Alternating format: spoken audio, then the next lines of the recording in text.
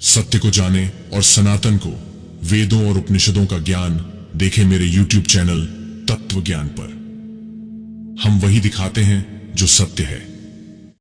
विराट शरीर की उत्पत्ति तथा विराट शरीर से वर्णों की उत्पत्ति। क्या शूद्र वर्ण को हिंदू धर्म तुच्छ मानता है? इन सारे सवालों के जवाब जानते हैं इस वीडियो के माध्यम से। सर्वशक्तिमान भगवान ने जब देखा कि आपस में संगठित ना होने कारण मेरी महत्व आदि शक्तियां विश्व रचना में असमर्थ हो रही हैं, तब उन्होंने काल शक्ति को स्वीकार करके एक साथ ही महत्व, अहंकार, पंचभूत, 5 तन्मात्रा और मन सहित 11 इंद्रियां इन 23 तत्वों के समुदाय में प्रविष्ट हो गए और उस तत्व समूह को अपनी क्रिया शक्ति के द्वारा आपस में मिला दिया। तब उन 23 तत्वों के समूह ने भगवान के प्रेरणा से अंशों द्वारा अधिपुरुष विराट को उत्पन्न किया। जल के भीतर जो अंडरूप आश्रय स्थान था, उसके भीतर वह विराट पुरुष संपूर्ण जीवों को लेकर 1000 दिव्य वर्षों तक रहा। वह विश्व रचना करने वाले तत्वों का गर्भ था तथा ज्ञान क्रिया और आत्मविश्वास से संपन्न था। इन शक्तियों से उसने क्रमशः एक हृदय रूप, 10 प्राण रूप और 3 आध्यात्मिक, अधिदैविक और आदि भौतिक विभाग किए। यह विराट पुरुष ही प्रथम जीव होने के कारण परमात्मा का अंश और प्रथम अभिव्यक्त होने के कारण भगवान का आदि अवतार है। फिर विश्व की रचना करने वाले श्री भगवान ने अपने चेतन रूप तेज से उस विराट पुरुष को प्रकाशित किया।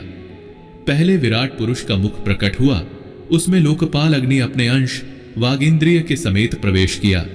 फिर विराट पुरुष के तालु उत्पन्न हुआ, उसमें लोकपाल वरुण अपने अंश रसनेन्द्रिय सहित स्थित हुए।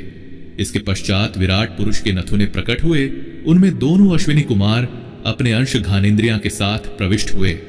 इसी प्रकार आंखें प्रकट हुई, जिनमें अपने अंश नेत्रेंद्रियों के साथ लोकपति सूर्यदेव ने प्रवेश किया। फिर उस विराट विग्रह में त्वचा उत्पन्न हुई, जिसमें अपने अंश तविगिंद्रियों के साथ वायु स्थित हुआ। इसके बाद कर्ण छिद्र उत्पन्न हुए, जिसमें श्रवण इंद्रियों सहित दिशाओं ने प्रवेश किया। उसके पश्चात चर्म उत्पन्न हुआ, जिसमें अपने अंश रोम के सहित औषधि ने प्रवेश किया। फिर लिंग और गुदा उत्पन्न हुए, जिसमें प्रजापति ने अपने अंश वीर्य और लोकपाल मित्र ने पायु इंद्रिय के साथ प्रवेश किया। इसके पश्चात हाथ प्रकट हुए, जिसमें शक्ति के साथ देवरूप इंद्र ने प्रवेश किया। फिर चरण उत्पन्न हुए, जिनमें शक्ति गति के साथ लोकेश्वर विष्णु ने प्रवेश किया। फिर बुद्धि उत्पन्न हुई, जिनमें बुद्धि शक्ति सहित वाक्पति ब्रह्मा ने प्रवेश किया। इसी प्रकार मन उत्पन्न हुआ, जिसके चंद्रमा अपने अंश मन के स्थापित हुआ। तत्पश्चात विराट पुरुष में अहंकार उत्पन्न हुआ, जिसमें क्रिया शक्ति सहित अभिमान अर्थात रुद्र ने प्रवेश किया। इसके बाद चित्त उत्पन्न हुआ, जिसमें चित्त शक्ति के साथ महतत्व उत्पन्न हुआ। इस प्रकार सर्वगुण संपन्न विराट पुरुष की उत्पत्ति के पश्चात उस विराट पुरुष के शरीर के अंगों से वर्ण व्यवस्था का प्रारंभ हुआ। सर्वप्रथम विराट पुरुष के मुख से मोक्ष प्राप्ति की ओर ले जाने वाला ब्राह्मण वर्ण उत्पन्न हुआ। भुजाओं से सब धर्मों की रक्षा करने वाला क्षत्रिय वर्ण उत्पन्न हुआ। विराट पुरुष की दोनों जांघों से अपनी वृत्ति से सब वर्णों की जीविका चलाने वाला वैश्य वर्ण उत्पन्न हुआ। और फिर सब धर्मों की सिद्धि के लिए विराट पुरुष के चरणों से सेवा वृत्ति प्रकट हुई और उन्हीं से शूद्र वर्ण भी प्रकट हुआ, जिसकी केवल वृत्ति से ही भगवान श्री हरि प्रसन्न हो जाते हैं। ला पदभ्यम भगवतो यज्ञे शुश्रूषा धर्म सिद्धे तस्यम जातः पुरा शूद्रो यद्वृत्त्या तुष्याते हरिः। श्रीमद् भागवत महापुराण 3रा स्कंध 6ठा अध्याय श्लोक 33 में इसकी व्याख्या विस्तार से है। सब धर्मों की सिद्धि का मूल सिर्फ सेवा है। सेवा किए बिना कोई भी धर्म सिद्ध नहीं होता। अतः सब धर्मों की मूलभूत सेवा ही जिसका धर्म है, वह शूद्र वर्णों में महान है।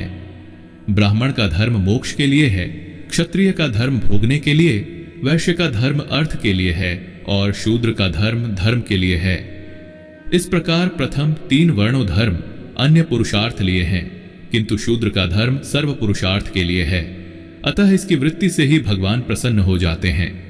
उपरोक्त से स्पष्ट है कि हिंदू धर्म में शूद्र वर्ण को तुच्छ नहीं समझा जाता, अपितु शूद्र वर्ण को अन्य वर्णों से श्रेष्ठ समझा जाता है, क्योंकि इस वर्ण की वृत्ति मात्र से ही श्री हरि प्रसन्न हो जाते हैं। सामाजिक कुरीतियों के कारण शूद्र वर्ण को तुच्छ मानकर भेदभाव किया जाता है, परंतु हमारे पुराण, हमारा धर्म इसका समर्थन नहीं करता।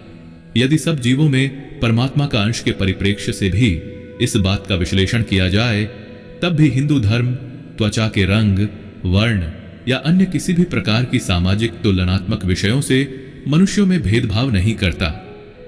हिंदू धर्म में हर जीव में साक्षात भगवान ही अपने अंश रूप में विद्यमान है और हर मनुष्य उसी परम पिता परमात्मा का रूप है। ओम नमो भगवते वसुदेवाय। ओम शांति विश्वम।